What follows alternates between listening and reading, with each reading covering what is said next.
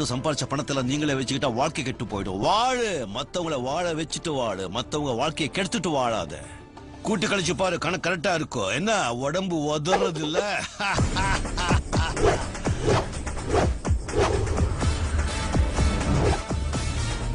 இது எப்படி இருக்கு?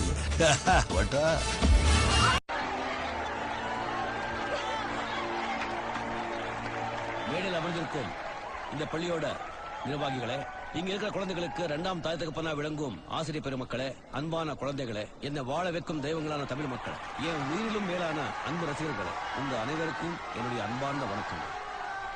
எனக்கு முன்னால பேசுறவங்க சொன்னது போல இப்படி ஒரு பள்ளிக்கு நான் வருவேன்னோ உங்க முன்னாடி நிப்பேன்னோ நான் கூட நினைக்கல. நீங்க எல்லாரும் என்ன பாக்குறதுக்காக இங்க வந்திருக்கீங்கன்னு நினைச்சிட்டு இருக்கீங்க.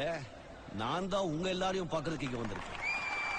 இது வரைக்கும் என் வாழ்க்கையில் நடந்த சம்பவங்கள் நான் முன்கூட்டியே எடுத்த முடிவுனாலே ஏற்பட்ட